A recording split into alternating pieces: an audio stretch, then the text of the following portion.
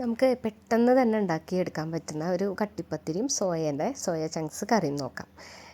പെട്ടെന്ന് ഉണ്ടാക്കാൻ പറ്റുന്ന ഒരു ബ്രേക്ക്ഫാസ്റ്റാണ്. അപ്പോൾ എല്ലാവരും ഒന്ന് ട്രൈ ചെയ്ത് നോക്കണം. അപ്പോൾ അതിനായിട്ട് കട്ടിപ്പത്തിരിക്കായിട്ട് നമ്മൾ വറുത്ത അരിപ്പൊടി, അതിലേക്ക് കുറച്ച് ചെറിയ ഉള്ളിയും ജീരകവും കൂടെ ഇട്ട് കൊടുക്കുക. അതിലേക്ക് തിളച്ച വെള്ളം ഒഴിച്ചിട്ട് ഇതേപോലെ ഒന്ന് മിക്സാക്കി കൊടുക്കുക. ഒരുപാട് വെള്ളം പെട്ടെന്ന് ഒഴിച്ച് കൊടുക്കരുത്, കുറച്ചായിട്ട് ഒഴിച്ചിട്ട് ഒരു 5 മിനിറ്റ് ഒന്ന് അടച്ചു വെച്ചാൽ മതി. അതിനുശേഷം നമുക്ക് നന്നായിട്ട് ഇതുപോലെ കുഴച്ചെടുക്കാൻ പറ്റും കേട്ടോ. പിന്നെ നമ്മൾ കുറച്ച് സോയ ചങ്ക്സ് എടുത്തിട്ട് അതിലേക്ക് കുറച്ച് തിളച്ച വെള്ളം ഒഴിച്ചിട്ട് അതൊന്ന് അടച്ചു വയ്ക്കാം. അപ്പോൾ അതൊന്ന് സോഫ്റ്റായിട്ട് കിട്ടും. ഒരു 5 മിനിറ്റ് അടച്ചു വെക്കണം. പിന്നെ ആ ഒരു ടൈമിൽ നമുക്ക് നമ്മുടെ കട്ടിപ്പത്തിരി എടുക്കാം കേട്ടോ. അതിനായിട്ട് ചെറിയ ബോളാക്കിയിട്ട് നമ്മളിത് ഇതേപോലെ കയ്യിൽ വെച്ച് പരത്തി ചുട്ടെടുത്താൽ മതി. കയ്യിൽ ഒട്ടിപ്പിടിക്കുന്നുണ്ടെങ്കിൽ കുറച്ച് വെള്ളം കയ്യിൽ നനച്ചാൽ മതി, അല്ലെങ്കിൽ നമ്മുടെ വെളിച്ചെണ്ണ ആക്കിയാലും കുഴപ്പമില്ല. എന്നിട്ട് നമ്മളിതുപോലെ ചെറിയ തീയിൽ വെച്ചിട്ട് ചുട്ടെടുക്കണം, വേവിച്ചെടുക്കാം. ഇനി ഈ ഒരു ടൈമിൽ നമ്മുടെ സോയ ചങ്ക്സ് ആയിട്ടുണ്ടാവും ഒരു 5 മിനിറ്റ് കഴിയുമ്പോഴേ. അപ്പോൾ നമ്മളത് ഒന്ന് പിഴിഞ്ഞെടുക്കുക. നന്നായി ആ വെള്ളം പോയിട്ട് പിഴിഞ്ഞെടുത്തിട്ട് അത് വലിയ സോയ ചങ്ക്സ് ആണെങ്കിൽ നമ്മളതൊന്ന് കട്ട് ചെയ്തെടുക്കുക. ചെറുതാണെങ്കിൽ കട്ട് ചെയ്യേണ്ട ആവശ്യമില്ല. പിന്നെ ഒരു തക്കാളിയും ഒരു ഉരുളക്കിഴങ്ങ്, 2 ചെറിയ സവോള, ഇഞ്ചി, വെളുത്തുള്ളി, വേപ്പില, ഇത്രയും എന്തായാലും വേണം. തക്കാളി എന്തായാലും വേണം കേട്ടോ. തക്കാളിയും ഉരുളക്കിഴങ്ങും ഈ ഒരു കറിയിലിട്ടാലേ അതിൻ്റെ ഒരു ടേസ്റ്റ് ഉണ്ടാവുള്ളൂ. ഇനി നമ്മൾ കുറച്ച് വെളിച്ചെണ്ണയിൽ കുറച്ച് പെരിഞ്ചീരകം ഇട്ട് കൊടുക്കുക. കടുക് പൊട്ടിക്കുന്നില്ല, കടുകിന് പകരം കുറച്ച് പെരിഞ്ചീരകം ഇട്ട് കൊടുക്കുക. പിന്നെ നമ്മൾ എടുത്തു വെച്ച വെളുത്തുള്ളിയും ഇഞ്ചി, പച്ചമുളക് എല്ലാം ഉണ്ടല്ലോ, അതെല്ലാം കൂടെ എല്ലാം ഒരുമിച്ച് തന്നെ കട്ട് ചെയ്ത് നമുക്ക് അതിലേക്ക് ഇട്ട് കൊടുക്കാം കേട്ടോ. പിന്നെ നന്നായിട്ട് വഴറ്റുക.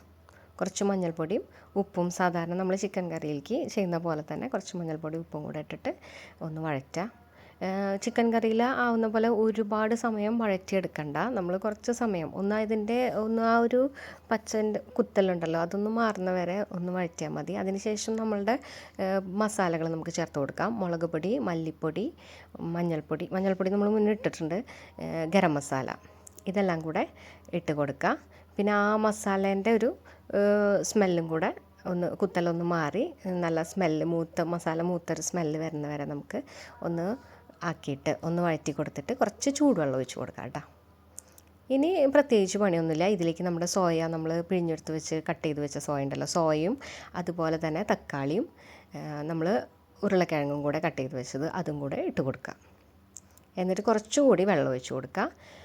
ഒരുപാട് വെള്ളം അതിൻ്റെ മേലെ നിൽക്കണ്ട. അതിൻ്റെ കുറച്ച് താഴെ നമ്മൾ എടുത്ത ആ കഷ്ണങ്ങളുടെയൊക്കെ കുറച്ച് ഒരുമിച്ച് നിൽക്കുന്ന രീതിയിൽ, അല്ലെങ്കിൽ കുറച്ച് താഴെ ആയിട്ട് മതി. കാരണം സോയയിൽ നിന്നും കുറച്ച് വെള്ളം ഇറങ്ങും കേട്ടോ.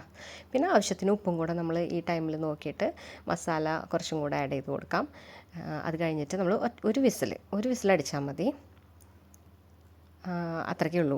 അപ്പോഴേക്കും നമ്മുടെ കറി റെഡി ആയിട്ടുണ്ട്. ആ ഒരു ടൈമിൽ നമ്മുടെ പത്തിരിയും റെഡി ആയിട്ട് കിട്ടും കേട്ടോ. അപ്പം ഇനി അടുത്ത സെറ്റ് പത്തിരിയും കൂടെ ഇട്ട് കൊടുത്തിട്ടുണ്ട്. അപ്പോൾ ഇത്രയേ ഉള്ളൂ പരിപാടി. ഒരു വിസിലടിക്കുമ്പോൾ നമുക്കത് ഓഫാക്കിയിട്ട് ഒന്നില്ലെങ്കിൽ അപ്പം തന്നെ വിസിൽ കളഞ്ഞ് നോക്കാം, അല്ലെങ്കിൽ വിസിൽ പോകുന്നവരെ വെയിറ്റ് ചെയ്തിട്ട് അങ്ങനെയായാലും കുഴപ്പമില്ല. പിന്നെ ഒന്ന് തിളപ്പിക്കുക. അതിലേക്ക് കുറച്ച് മല്ലിയിലയും കൂടി ഇട്ട് കൊടുക്കണം. ഈ തക്കാളിയും ഉരുളക്കിഴങ്ങും മല്ലിയിലയും ഉണ്ടെങ്കിൽ എന്തായാലും ഇട്ട് കൊടുക്കണം.